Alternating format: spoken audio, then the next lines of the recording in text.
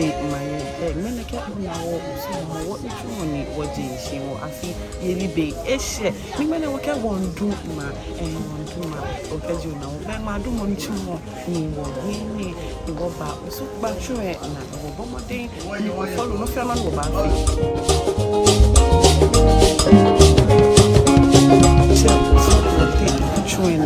Imagine if you call on to watch on minute to more daily or catch a turn on your quick cat that nagging back as it no problem.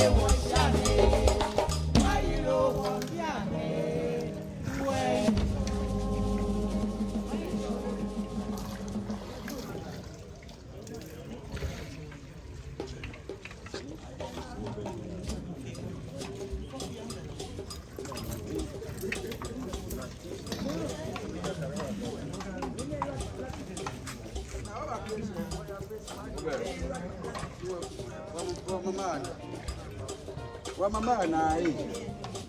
Watu wa mama na.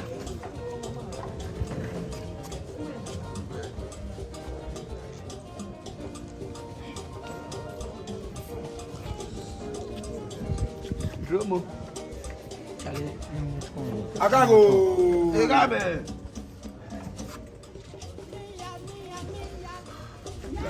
Akago. Cheme kenyeme. Amen. Akago. Amen. Ago. Amen. Mene ashime, mene ashisoa, mene ashisoa. Nema soa, nama soa. Jenfe soa. Waboloma wo. Yao. Waboloma wo. Yao. Waboloma wo twendi amponke ngasase afia. Amen. Ngo ngishiko. Obo jenkochi. Obo beka nai. Abo shanke koi. Obo shiake tei. Obo adesanke. Okay, ehina aba. Okay, inga wa ili mko obo amaja aba. Wa ili mko obo amaje ko chonfie ode. Nibo wa ngosho no ko fiji ebo wo no. Ebo ke ba o shia. Aka be ni wona na jena ka jibi ngo ko fem penale. Aka o dromo na ko ma no osu na be. O bi shiko no. Wo bo nye wo nye. Wa ya ko ba shisha shisha. O dro wo ko la no shisha ka ba le. O shi obu a wo. Ife no wa cho eyo manye. Aha osu efe Ghana. Mo ko fem ko na wo ye na fo ko han. Adro wo ye no wo no tumo je. Adro ye ya ko ba mi. Fe no hwe ba dumo. Ni no ke ngan wo shiko. Ajo. Osu efa. Ajo lo so ko egbe se ko ni wo ba ka di bi. Akago. Oh! Yo.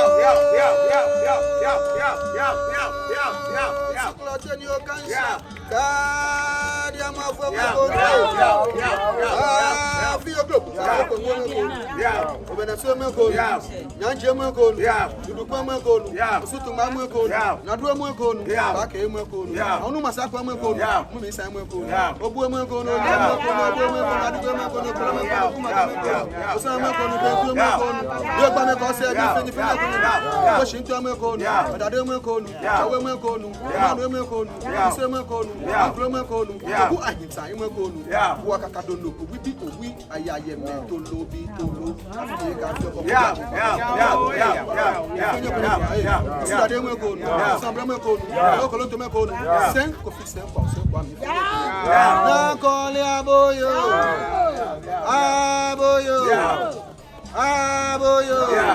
Ofie, Sheku, Kubli, Manson, So, Elisa, Ade, Ifojo, Toma, Atia, Asia. Bon yenio. Yeah. So tree. Yeah. Bra. Fẹ́ nyɛ kɔnkɔ jɔn bɔ jina abajɔ awɔ. Aka nyɛ ma kyɛnyɛ kulo bi a bi fɛ. Nyɛ ma kyɛnyɛ ankran. Kyɛnyɛ kyɛm ko kyɛnyɛ fɛ. Kyɛ ka jɔ buta ba ka buta. Ɛno hyɛ ka agba ko yi. Nyɛ ko ka agba wo yi. Nyɛ buruburu na nkyɛ ɛ. Mi nkyɛnyɛ hwe. Mi nkyɛnyɛ ma. Mi nkyɛnyɛ ɔkanyɛ ɛ. Nkyɛnyɛ ɔhyɛ bra. Ɛdɛ mi bi oji ngana ba. Mi na ɔyɛ obi a ne bi. Wɔyɛ bi a yɛ ɔmanye. Ɛhwele mu. Mene soa ni ma soa ne. Okay, man, what you going? Dumor, Dumor, feel my young affair. Dumor, I know, so I job. So I'm person. Go back and I don't need it. But what thing for Alphabet? No, sure, Dumor. No, tower of fame, but Dumor. I go in a phone, you was a kid. Young looking man, I was pay. I tell you, come here. No, I need a fetch and I boy, you Yako Obama. I boy, you won't wash it. If you're on a jam, the jam, the phone yaba or no away one. Sulopanakui, I'm a Tioshan. I'm a new Fajamwa. I'm a new Malafuang. I'm a new Chofachaman. I'm a new Fajamon. I'm a Patu Billy How. I'm a Bioshina. I'm a Biola Yamakachuno. None of them found out. God, draw me look. God, draw me look. God, draw me look. Yes, Shampoo. Money, we are more by me.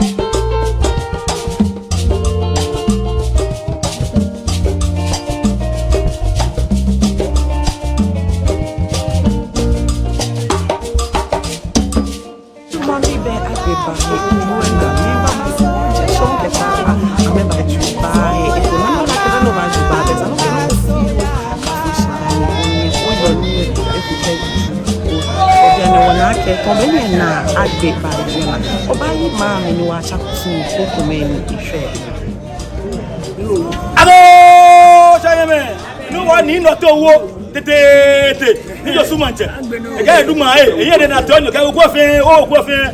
Here that told you that I do my take all the time. Any love,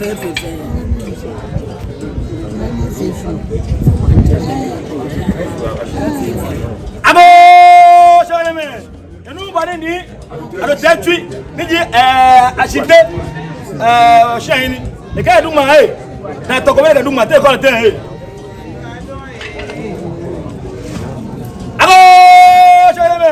Nobody ma ko bi ka ga ye da to ko ba ka duma te ko te he Osu ayo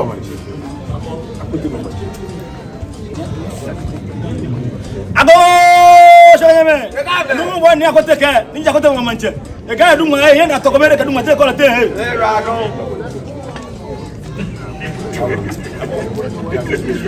abo sheme and nobody parrot, did just a spokesperson here. A guy here that talk about it, what they call it. I shall be fair. Nilo.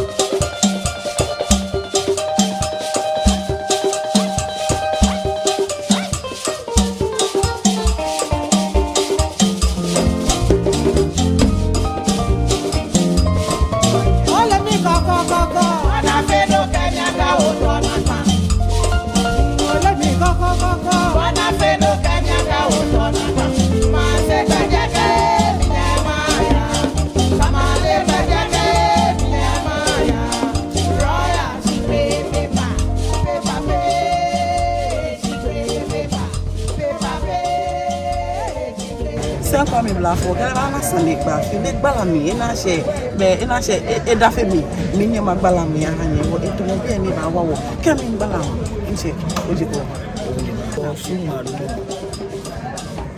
o Ngmaa so o le ko Ngmaa so ka ole ko te fe ko so ata bi Osu no go so o ne na ni bi fi o ye abe wo ni she so e te ya ne eni wo she wa ya wa fi ye ma fi ye mi wa ba dom ka du ba nya ba ba dom ba sa o ro ba tere ko ni ba sa ka sa mo fi am da go be sa no tu ya sa ka o Dumor ni ke so no wa Ngmaa ba o ko lo ko ni am ko lo ba ni ma o che ayo o chi ye ya fa ma ka yo fi ko yo fi da ga be to mo wo ne me muslim bi ni aba mo so fasting to mo ga me ko bi ani o ka yo fi na ka o gba fe gbele ha ka yo to no o fi lo bo ka wa lo ka fo yin o ne she wala ga o yin da ne aga mi fe gusu mi fe ga shi ya no potential no fi onyo fi o bi ana wa ina she wa je bi o wa fi yin oni agona aya na ya sa o le je ka gbona no wa ba e no ka ma wo ko o bi na ka no wa mi o chi te se be ka ne no wa bi ya to ni man fe na le ka shi o du ma wa dede Dumor afi ho mu ni ba gba wa ma na kusu de kusu na fi ni shi ajo mu ko ni ma akoma ko ne ye yi twa no mo yi no ma bi le wonu be ni blafo ni sen kwa mi blafo ke we pass ko ni ko da be no kase no ko kase no ni be ka ma do ke ni bi ko me na afi o e be o ba ti wo be ke no mi ni se ni bi o ba ya afi ye na ba ya je me ke no mi o je me wo ke pa ha na ba ya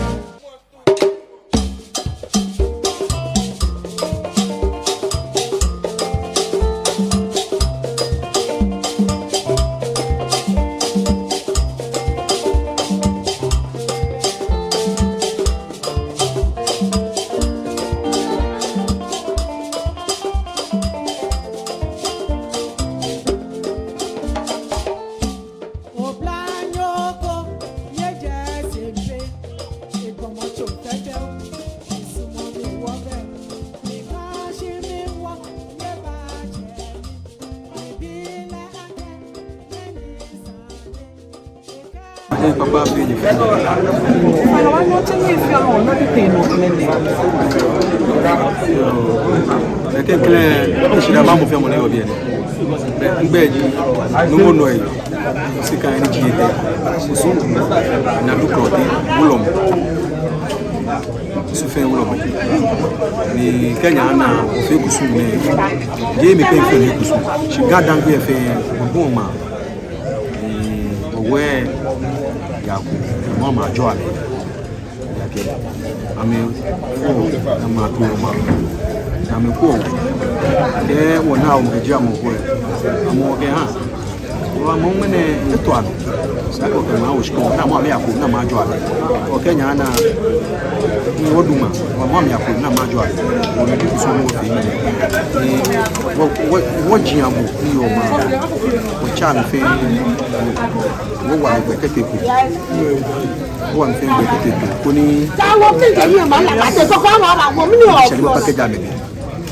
Wo bi no ya ke ja me ni. Wo bi pa ke ja me ni.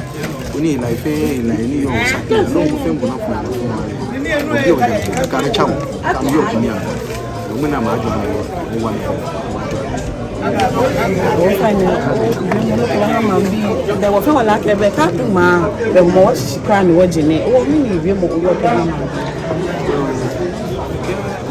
wo fa ma se ma ni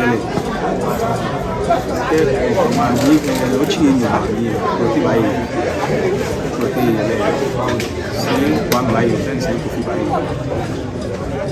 ke wo du ma mo fa o chi ni ma mi so ko ti ba yi ke yi le ta o ni no chi e se wa mi ba yi yani se ko fi ba yi lani se nje ba yi an ka da mo bia ji ni te ma si ne a mo pe je amoni yo ma ni pa fa ni ma te ma bi e pa mi fa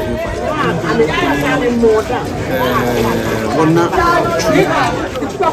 na ti to mo mo pa mo fi mo fa age mi wulo mo ji mi ta o se pa te ya ma fi afi ko ni nke age ye bi a mi ni si ma o fe won mi ta fa oni suma fe suma ne chole te se o ba o fi ko mi oni ma ko me pe se bu ko no mo ka o no mo ke ni bi ni aji o ka je epo ma ko pe o so ma ko pe se bu ma o pa ma bi fe fa ko so bi fe fa na du ma awumla adeji sake ma apedu agaye du tutu kwa akpamble unpo ana ga ke wo Dumor wo ya wo ma bi ne la na ga mi o se aduma akpamble nitu aga shi ka ma esa na fu atwa adi afere bi shi ne me wo ko ni ba wo pa ma bi fe fa ko so aga afine ayemla pa ma bi fe un fa mo wa ka fi logo de ke ba ma mi ne ke bia mi ke ja ke ne ke bia mi na ke ma wo ko ime de amete ku ama ma so la ma ni wo me ni wo ti o se ni wo ta ni wo ma akun de sole wo ni wo yi wo aye ba gbo gbo yo be wo mo ta ko wo fi o bi o ni wo ja wo ma ni na so ni wo na lu ono isunuku be ni $20 aba suwe agbene wonyemi me ni yo se na me fi oni bili fi bonpa me fai bonpa me gbele fai e ko me fe mo no mi wale yo no fi ando ba fi eke e ko me fe mo ye ike fele mo ke no ya ya ge won to suwe e no ya wo bonpa me fai jo mo fe na me jo susu mo fe na me susu o amegme na me ba fita wo kunwo yo nye o ya do be kekwe omo wo ye ni e ene ji no ni ji kekwe no abadu ni jo mo ni yo ma mo mi ekeji o mo aba ni wo ye ni ni yo mi kekete ji afi dede ke be ku ko ne na abadu ma ne ni no ni mo pa agbe ma bi ya ji ambaye na kanran ji ake e ko me fi mu shele mu no ya di no ni wota o ke ha oni afi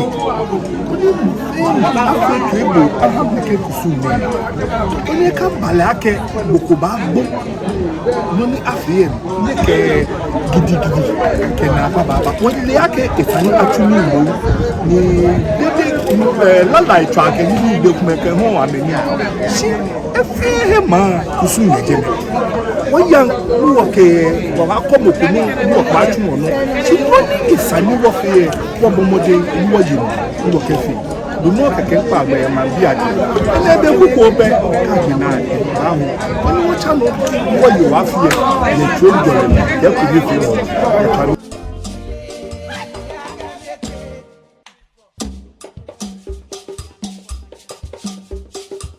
Jadi Osu Homowo sana wo ba bola ma ni won wo ba ni alo die na ka ni yo we de wa lu lo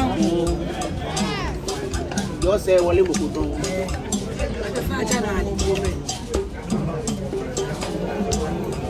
ele chamo fra mo de ya kan lele mene mo te siko ni e ba tai se mi ya mo fra mo e ko akani chetu ni papa o yere na da to ni Tenungle, te kai te ko le te.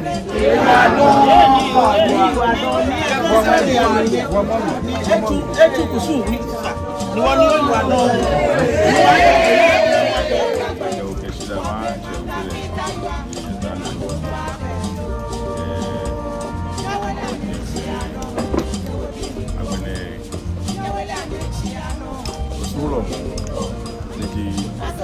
NUUMO OSEKAN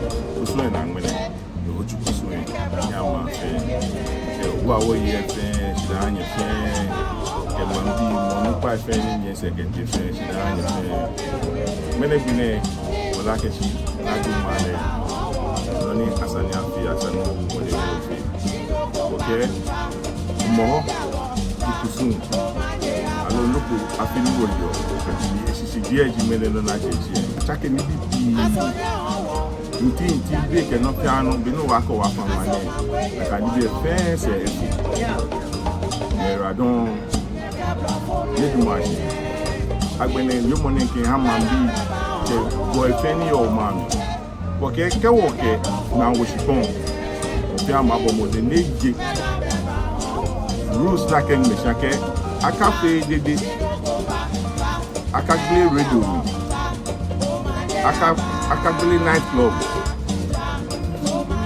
aka yini aka muso agmeshi yera don